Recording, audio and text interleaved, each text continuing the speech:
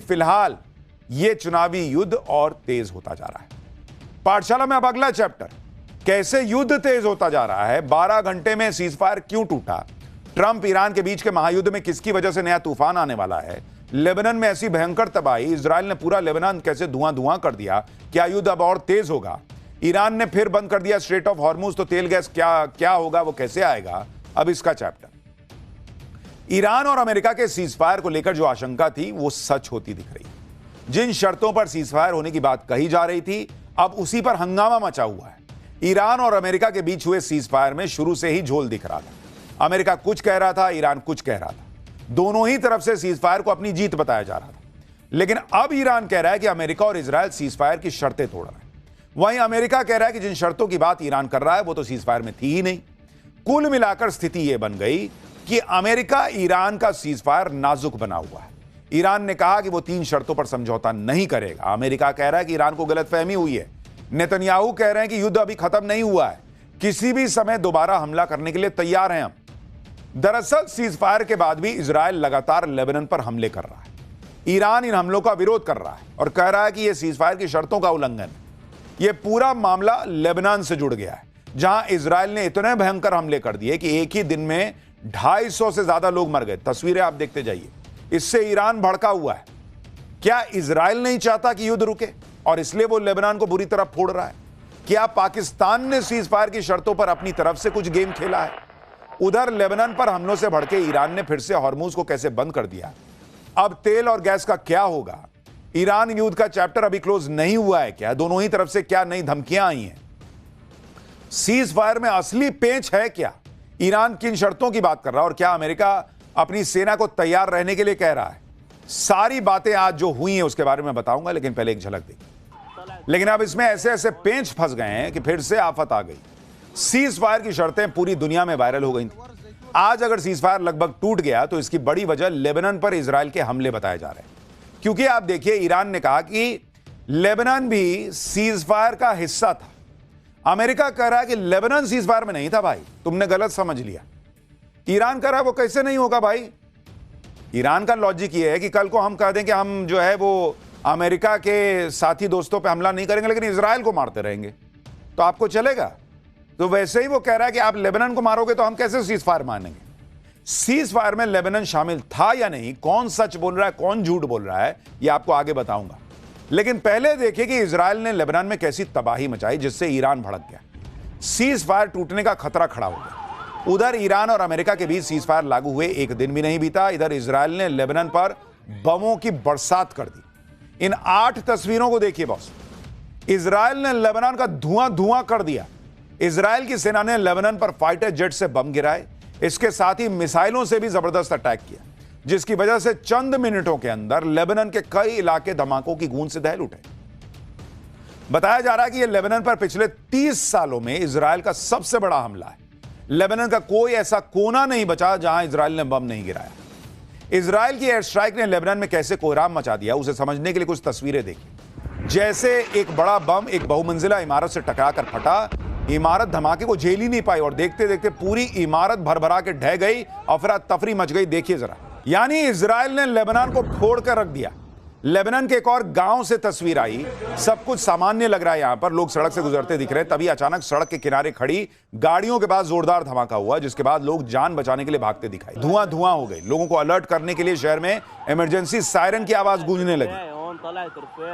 Beirut में तो Israel ने इतने बम गिरा दिए कि वीडियो बनाने वाले एक जगह धमाके की तस्वीरें रिकॉर्ड करते, तब तक दूसरी जगह इजरायल बम गिरा देता। अब आप देखिए कि इजरायल ने लेबनान पर कितनी बड़ी एयर स्ट्राइक की। इजरायल ने सिर्फ 10 मिनट के अंदर लेबनान पर 100 से ज्यादा हवाई हमले किए। इन हमलों में 300 से ज्यादा लोगों की मौत हो गई, जबकि 1200 से अधिक लोग गंभीर रूप से घायल हुए। इजरायल की एयर स्ट्राइक में कई इमारतें पूरी तरह ध्वस्त हो गई। इजरायल ने इस एयर स्ट्राइक में 50 से ज्यादा फाइटर जेट्स का इस्तेमाल करने का दावा किया है। इसके साथ ही इजरायल ने मिसाइल लॉन्च करने का भी दावा किया। इजरायल का दावा है कि उसने एयर स्ट्राइक में हिजबुल्लाह ठिकानों को निशाना बनाया। इजरायल ने एयर स्ट्राइक में हिजबुल्लाह के चीफ नईम कासिम के पर्सनल सेक्रेटरी को मारने का दावा किया है। खुद इजरायल के पीएम नेतन्याहू ने बेरूत में एक इमारत में हुए धमाके में हिजबुल्लाह के चीफ के सेक्रेटरी के मारे जाने का दावा किया। नेतन्याहू ने अपने ट्विटर हैंडल से इस हमले का वीडियो भी शेयर किया। देखिए जरा।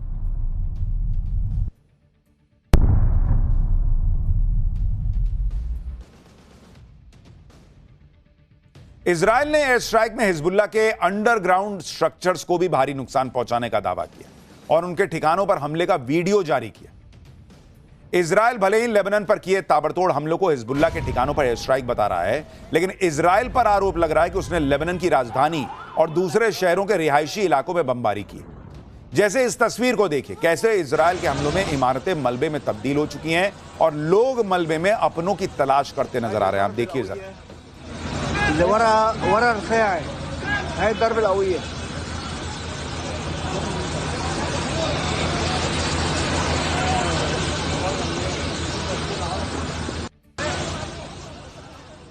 और ये हाल सिर्फ एक शहर का नहीं है बॉस, लेबनान के कई शहरों में इजराइल के हमले के बाद इसी तरह की तस्वीरें दिख रही। वहां रेस्क्यू ऑपरेशन चलाना पड़ रहा है। लेबनान में जिस तरह से इजराइल ने तबाही मचाई, उससे ईरान भड़क गया। ईरान ने अमेरिका को याद दिलाया कि सीज फायर की शर्त में लेबनान शामिल था। दरअसल लेबनान के मुद्दे पर भयंकर कंफ्यूजन है। सीज फायर होने के बाद पाकिस्तानी पीएम शहबाज शरीफ ने एक पोस्ट किया था जिसमें सीज फायर पर खुशी जताई थी और कहा था कि लेबनान भी सीज फायर में शामिल है। ईरान के विदेश मंत्री अरागची ने शहबाज शरीफ की पोस्ट शेयर की और कहा कि ईरान और अमेरिका के बीच शर्तें एकदम क्लियर और स्पष्ट है। अमेरिका को चुनना होगा, सीज फायर या इजराइल के जरिए युद्ध, दोनों एक साथ नहीं हो सकते। दुनिया लेबनान के नरसंहार को देख रही है। अब गेंद अमेरिका के पाले में है और दुनिया देख रही है कि अमेरिका अपने वादों पर कितना खरा उतरता है। यानी ईरान कह रहा है कि सीज फायर में लेबनान का जिक्र था, पाकिस्तानी पीएम का ट्वीट देख लो उठाकर, लेकिन अमेरिका इसको मानने को तैयार नहीं। अमेरिकी उपराष्ट्रपति जेडी वेंस कह रहे हैं कि लेबनान सीज फायर का हिस्सा नहीं था बॉस, ईरान को गलतफहमी हो गई। सुनिए जेडी वेंस को। यानी लेबनान के मामले में भयंकर कंफ्यूजन है। इजराइल लेबनान के मामले को सीज फायर की शर्तों में मानता नहीं है। अमेरिका भी इजराइल की बात से सहमत है, लेकिन ईरान खुलकर कह रहा है कि भाई लेबनान पर हमले नहीं रोकोगे तो सीज फायर का कोई मतलब ही नहीं। बात सिर्फ लेबनान की ही नहीं है, सिर्फ लेबनान ही सिंगल रीजन नहीं है। ईरान ने अमेरिका पर आरोप लगाए हैं कि अमेरिका का इतिहास रहा है वो बार बार धोखा देता है। इस बार भी अमेरिका ने यही किया है। ईरान ने कहा कि ट्रंप ने खुद ईरान के 10 पॉइंट प्रस्ताव को बातचीत के लिए आधार माना था, लेकिन बातचीत शुरू होने से पहले ही उसकी शर्तों का उल्लंघन कर दिया। ईरान ने बताया कि सीज फायर की 3 शर्तों का उल्लंघन हुआ है। पहली शर्त, लेबनान में सीज फायर लागू करने की शर्त थी, इसका उल्लंघन किया गया। दूसरी शर्त, वो कह रहा है कि ईरान के एयर स्पेस का उल्लंघन नहीं होना चाहिए, लेकिन अब भी ड्रोन हमले हो रहे हैं। तीसरी शर्त थी ईरान के यूरेनियम एनरिचमेंट के अधिकार को मान्यता देना, लेकिन अब अमेरिका इससे इनकार कर रहा है। ईरान कह रहा है कि जब सीज फायर की शर्तें तोड़ी जा रही हैं तो बातचीत करना तो लॉजिकल ही नहीं रह गया ना। फिर ईरान ने कहा कि अगर लेबनान पर हमले जारी रहते हैं तो उसका अंजाम भुगतना होगा, इससे हालात और मुश्किल हो जाएंगे। सुनिए यूएन में ईरान के राजदूत ने क्या कहा। देखिए, ईरान आरोप लगा रहा है कि अमेरिका इजराइल सीज फायर को नहीं मान रहे। दूसरी तरफ ट्रंप भी ईरान को फिर से धमकी देने लगे।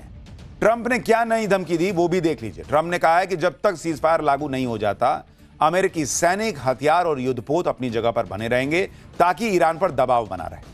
अगर ईरान सीज फायर का पालन नहीं करता है तो हमला फिर से शुरू हो सकता है, जो पहले से कहीं ज्यादा खतरनाक हो। यानी ट्रंप अभी भी धमकी वाली भाषा का फिर से इस्तेमाल करने लगे हैं और इसी वजह से चर्चाएं हो रही हैं कि क्या सीज फायर सिर्फ नाम का था क्या, और क्या इजराइल ने जानबूझकर लेबनान पर इतना तगड़ा हमला कर दिया कि सीज फायर हो ही ना पाए। लेबनान पर इजराइल की एयर स्ट्राइक पर जिस तरह से ईरान ने तेवर दिखाए, सीज फायर को खतरे में बताया, उसके बाद अब खबरें चलने लगी कि ईरान ने स्ट्रेट ऑफ हॉर्मुज को फिर से बंद कर दिया है। इससे और टेंशन बढ़ गई, क्योंकि हॉर्मुज बंद होने से तेल और गैस की सप्लाई को लेकर दुनिया में पहले ही हाहाकार है। लोग सोच रहे थे चलो अब ये खुलेगा, 14 दिन का ही सीज फायर है, लेकिन 14 दिन में शिप्स निकलेंगी तो काम बनेगा। लेकिन हॉर्मुज फिर से बंद होने की वजह से सीज फायर के बाद कम हो रही कच्चे तेल की कीमतों में अचानक फिर उछाल आने लगा। वेस्टर्न मीडिया की रिपोर्ट में दावा किया जा रहा है कि स्ट्रेट ऑफ हॉर्मुज पर सीज फायर से पहले वाली स्थिति बरकरार है। ईरान का अब भी स्ट्रेट ऑफ हॉर्मुज पर पूरा कंट्रोल बना हुआ है। ईरान कह रहा है कि जो भी शिप पास करना चाहेगा उसे ईरानी सेना और अथॉरिटीज की मंजूरी लेनी होगी। ईरान ने संकेत दिए हैं कि आने वाले समय में हर रोज 15 से ज्यादा जहाज स्ट्रेट ऑफ हॉर्मुज से नहीं गुजरने दूंगा। यानी मामला अब भी बहुत नाजुक है। इधर सीज फायर चलेगा या टूट जाएगा, इस पर दुनिया तनाव में है। दूसरी तरफ पाकिस्तान में ईरान और अमेरिका के बीच बातचीत की तैयारी हो रही है। इस्लामाबाद में शुक्रवार यानी 10 अप्रैल को ईरान और अमेरिका के बीच संभावित बातचीत होनी है। इसका ऐलान पाकिस्तान की तरफ से किया गया था। अब इसकी तैयारी शुरू हो गई है। पाकिस्तान में अमेरिकी चार्ज डी अफेयर ने पाकिस्तान के गृह मंत्री मोहसिन नकवी से मुलाकात की और सुरक्षा का जायजा लिया। इस्लामाबाद और रावलपिंडी में 2 दिन की छुट्टी घोषित कर दी गई है। कड़ी सुरक्षा व्यवस्था का इंतजाम किया जा रहा है। तमाम होटल खाली करा दिए गए। अब यह भी देखिए कि पाकिस्तान में ईरान और अमेरिका की बातचीत को लेकर कितनी जबरदस्त लेवल की तैयारी चल रही है। पाकिस्तान ऐसे ऐसे फैसले कर रहा है जिसने सबको हैरान कर दिया। पाकिस्तान ने ईरान और अमेरिका की संभावित बातचीत के लिए पूरा माहौल बना दिया। ईरान और अमेरिका की बीच बातचीत इस्लामाबाद के 5 स्टार होटल सेरेना में होनी है। सेरेना होटल के आसपास 3 किलोमीटर के दायरे को खाली करवा दिया गया है। होटल में पहले से ठहरे हुए मेहमानों को 12 अप्रैल तक के लिए बाहर कर दिया गया है। मेहमानों से इंपॉर्टेंट इवेंट का हवाला देकर होटल छोड़ने की अपील की गई। इस्लामाबाद में ईरान और अमेरिका को होस्ट करने के लिए पाकिस्तान तैयारी तो कर रहा है, लेकिन अभी यह तय नहीं है कि दोनों देशों का प्रतिनिधिमंडल पाकिस्तान आएगा भी या नहीं, क्योंकि ट्रंप ने कल कहा था हो सकता है कि जेडी वेंस पाकिस्तान न जाए। वहीं ईरानी प्रतिनिधिमंडल के आने पर भी संदेह जताया जा रहा है। पाकिस्तान में ईरान के राजदूत रजा अमीरी मोगदम ने बातचीत में शामिल होने की जानकारी देने वाला ट्वीट डिलीट कर दिया। ईरान के राजदूत ने लिखा था कि सीजफायर के उल्लंघन के बाद भी ईरान का प्रतिनिधिमंडल आज रात गंभीर बातचीत के लिए पाकिस्तान आएगा, लेकिन बाद में यह ट्वीट ही डिलीट कर दिया। पाकिस्तान की मीडिया में इस बात को लेकर चर्चा हो रही है कि शायद जेडी वेंस पाकिस्तान न आए। सुनिए एक बार। ईरान और अमेरिका के बीच सीजफायर का क्रेडिट शहबाज शरीफ ले रहे हैं, लेकिन शहबाज की किरकिरी का सिलसिला खत्म नहीं हो रहा। सीजफायर के प्रस्ताव का ट्वीट तो शहबाज ने किया था, जिस पर ड्राफ्ट लिखा हुआ था, जिसके बारे में कहा जा रहा था कि यह शहबाज को किसी ने भेजा था, उसी को कॉपी पेस्ट शहबाज ने किया। अब शहबाज की उसी बात पर बड़ा खुलासा हुआ है। अमेरिकी अखबार न्यूयॉर्क टाइम्स ने दावा किया है कि शहबाज शरीफ का ट्वीट पहले व्हाइट हाउस ने देखा था, उसको स्वीकृत किया था, अप्रूव किया था कि हाँ ठीक है डाल सकते हो, डाल दो। शहबाज के ट्वीट की पहली लाइन थी draft Pakistan PM message on x, यानी शहबाज ने पहले अपना मैसेज व्हाइट हाउस को भेजा।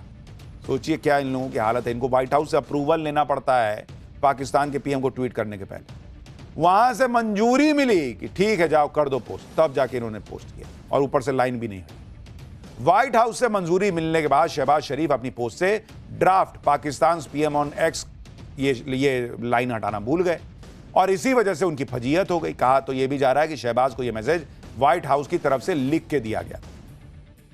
पाकिस्तान में भी लोग शहबाज शरीफ की फजीहत पर मजे ले रहे हैं। पाकिस्तानी पब्लिक कह रही है कि अमेरिका तो पाकिस्तानी पीएम को जलील कर रहा है, ट्रंप ने शहबाज को अपना जोकर बना लिया है। तो हमारे यहां लोग माहौल बना रहे हैं कि देखो देखो पाकिस्तान ने डील करा दी, हमने क्या किया। वहां पाकिस्तान में मजाक बन रहा है कि पाकिस्तान इस्तेमाल हो रहा है, पाकिस्तान जलील हो रहा है, अमेरिका के इशारों पर नाच रहा है। अब आप ये भी देखिए कि जो पाकिस्तान ईरान और अमेरिका के बीच बातचीत करने का क्रेडिट लेने की होड़ में लगा है, उसे ईरान युद्ध में अमेरिका का पार्टनर इजराइल किस नजर से देखता है। भारत में इजराइल के राजदूत ने दो टूक कह दिया कि उनका देश पाकिस्तान को भरोसे के लायक ही नहीं मानता, और अमेरिका भी सिर्फ पाकिस्तान का इस्तेमाल कर रहा है। भारत में इजराइल के राजदूत का यह बयान सुनिए। We don't see Pakistan as a credible player. I think that the United States has decided to use the services of the facilitation of Pakistan for their own reasons. We have seen in the past how the United States has managed to take problematic states like Qatar and Turkey and use them for the benefit of achieving an agreement with Hamas. बताइए, Israel के राजदूत कह रहे हैं कि हम पाकिस्तान को कुछ नहीं मानते, अमेरिका उनकी सर्विस ले रहा है। हालांकि ईरान और अमेरिका के बीच हुए सीजफायर से खाड़ी देशों ने राहत की सांस ली। सऊदी अरब, यूएई, कुवैत, कतर और ओमान ने दावा किया है कि आज उन पर किसी तरह का कोई हवाई हमला नहीं हुआ। यह इन देशों के लिए बड़ी राहत इसलिए भी है क्योंकि 28 फरवरी के बाद यह पहला मौका है जब खाड़ी देशों पर कोई हमला नहीं हुआ। यूएई के रक्षा मंत्रालय ने बयान जारी किया कि 9 अप्रैल को उनका देश किसी भी तरह के हवाई खतरे से आजाद रहा। सऊदी अरब, कतर और ओमान की सेना ने भी बयान जारी किया और उन्हें किसी तरह के ड्रोन हमले की रिपोर्ट नहीं मिलने की बात कही। बहरीन ने भी आज किसी तरह का हमला नहीं होने की बात कही। यानी ईरान एक तरह से सीजफायर के अपनी बात को मान रहा है। वो बस ये कह रहा है कि लेबनान में अटैक मत करे इजराइल, नहीं तो फिर ये सीजफायर नहीं टिकेगा। यानी खाड़ी देश भी मान रहे हैं कि सीजफायर का असर दिख रहा है। ईरान की तरफ से आज एक भी हमला उन पर नहीं हुआ, लेकिन इजराइल तो अलग ही लाइन पर चल रहा है। इजराइल मानने को तैयार नहीं है और लगातार लेबनान पर हमले कर रहा है। इजराइल के प्रधानमंत्री नेतन्याहू ने सीजफायर पर कहा कि महत्वपूर्ण बात यह है कि ईरान पहले से ज्यादा कमजोर है और इजराइल पहले से ज्यादा मजबूत है। हम अपने अतिरिक्त लक्ष्य या तो समझौते से या लड़ाई के जरिए हासिल करेंगे। नेतन्याहू ने कहा कि यह युद्ध का अंत नहीं है, हमारी उंगलियां ट्रिगर पर ही हैं, हम किसी भी समय युद्ध दोबारा शुरू करने के लिए तैयार हैं। यानी अब ऐसा लग रहा है कि क्या इजराइल अमेरिका के बिना भी यह युद्ध लड़ने को तैयार हो रहा है क्या? सीज फायर के बाद भी इजराइल के मंसूबों पर तो कोई असर नहीं पड़ रहा। वो लेबनान को मिट्टी में मिलाने पर तुला हुआ है। जिस तरह से गाजा को इजराइल ने सपाट कर दिया, क्या लेबनान में भी वही करने का इरादा है? अब तो यह चर्चा भी लोग कर रहे हैं कि क्या इजराइल सीज फायर चाहता भी है या नहीं। इजराइल के diaspora affairs minister Amichai Chikli Iran के साथ सीज फायर से खुश नहीं दिख रहे हैं। इजराइल के मंत्री ने कह दिया कि ईरान के साथ सीज फायर करना एक गलती है, ऐसे देशों के खिलाफ सख्ती जरूरी होती है। ईरान नाजी जर्मनी और जापानी साम्राज्य जैसा है, ऐसे देशों को पूरी तरह हराना जरूरी होता है। सीज फायर चलने की संभावना सिर्फ 50% है। यानी इजराइल के अंदर इस बात पर नाराजगी है कि सीज फायर कैसे हो गया, ईरान को पूरी तरह से तबाह करो, बर्बाद करो। और इसीलिए जो सवाल उठ रहा ना कि लेबनान पर इतना ताबड़तोड़ हमला जो पहले कभी नहीं किया इजराइल ने, क्या वो इसीलिए किया है कि यह सीज फायर टूट जाए? और इसीलिए लोग इजराइल की मंशा पर सवाल खड़े कर रहे हैं कि क्या वो चाहता ही नहीं है कि युद्ध खत्म हो, और अगर ऐसा होगा तो पूरी दुनिया फिर फंसी रह जाएगी इस युद्ध में। हालांकि दुनिया के दूसरे देश इजराइल पर दबाव बनाने में लगे हुए हैं कि वो लेबनान पर हमले रोके, जिससे अमेरिका और ईरान के बीच बातचीत पर खतरा ना आए। लेबनान पर इजराइल के हमलों के खिलाफ फ्रांस, ब्रिटेन, ऑस्ट्रेलिया और इटली, कतर और इजिप्ट जैसे देश खड़े हो गए। फ्रांस के राष्ट्रपति मैक्रोन ने लेबनान के राष्ट्रपति से बात की। मैक्रोन ने कहा कि इजराइल के हमलों के खिलाफ लेबनान के साथ खड़े हैं। यह हमले हाल में लागू सीजफायर के लिए सीधा खतरा है। लेबनान को पूरी तरह से सीजफायर के दायरे में आना चाहिए। ऑस्ट्रेलिया के पीएम ने कहा कि लेबनान में भी सीजफायर लागू हो। इटली ने लेबनान को दूसरा गाजा बनाने के जोखिम के खिलाफ इजराइल को चेतावनी दी। कतर ने हमलों को बर्बर और लेबनान की संप्रभुता का उल्लंघन कहा। इजिप्ट ने कहा कि लेबनान पर हमले सीजफायर के पीछे धकेलने की कोशिश है। यानी दुनिया भर के कई देश लेबनान पर इजराइल के हमलों की निंदा कर रहे हैं, लेकिन इजराइल पर असर नहीं पड़ रहा, क्योंकि यह कहा जा रहा है कि इजराइल के पास यह once in a lifetime मौका है। ऐसा इसलिए क्योंकि इजराइल यह जानता है कि ट्रंप के राष्ट्रपति रहते हुए यह हमले हो सकते हैं। कोई और अमेरिकी राष्ट्रपति तो मानेगा नहीं। ट्रंप भी खुद ये कह चुके हैं कि जो काम दूसरे राष्ट्रपति नहीं कर पाए वो उन्होंने कर दिखाया, जिसे देखते हुए प्रधानमंत्री मोदी एक्शन मोड में आ गए। पेट्रोलियम मंत्री हरदीप पुरी कतर का दौरा शुरू कर चुके हैं, जबकि 11 और 12 अप्रैल को विदेश मंत्री एस जयशंकर यूएई दौरे पर जा रहे हैं। ये दौरे ऐसे समय में हो रहे हैं जब भारत जियोपॉलिटिकल टेंशन के बीच तेल और गैस की सप्लाई सुनिश्चित करने के लिए प्लानिंग पर काम कर रहा है। हरदीप पुरी का कतर दौरा इसलिए इंपॉर्टेंट है क्योंकि कतर भारत का सबसे बड़ा एलपीजी और एलएनजी सप्लायर है। भारत अपनी एलपीजी का 40% जबकि एलएनजी का 20% हिस्सा कतर से इंपोर्ट करता है। ओवरऑल देखें तो भारत अपनी नेचुरल गैस की 50% और एलपीजी की 2/3 जरूरत के लिए दूसरे देशों पर निर्भर है, और इसका सबसे बड़ा हिस्सा खाड़ी देशों से ही आता है।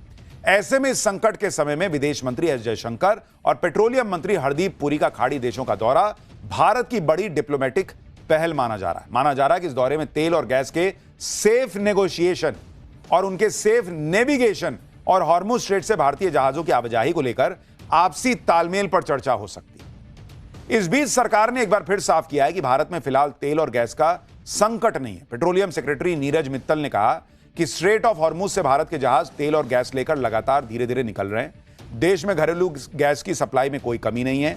डिमांड के मुताबिक घरेलू गैस की 100% सप्लाई सुनिश्चित की जा रही है। सरकार गैस और तेल की सप्लाई को लगातार मॉनिटर कर रही है। सप्लाई सुनिश्चित करने के लिए सभी जरूरी फैसले लिए जा रहे हैं। आगे पेट्रोलियम सेक्रेटरी ने कहा कि अगर कहीं से कोई शिकायत आ रही है तो लोकल सप्लाई चेन की वजह से हो सकती है। सरकार जो भरोसा दे रही है उसकी गवाही आज स्ट्रेट ऑफ हॉर्मुज से सुरक्षित निकलकर भारत पहुंचे ग्रीन आशा शिप ने दी, जो आज मुंबई में JNPA यानी जवाहरलाल नेहरू पोर्ट अथॉरिटी में पहुंचा है।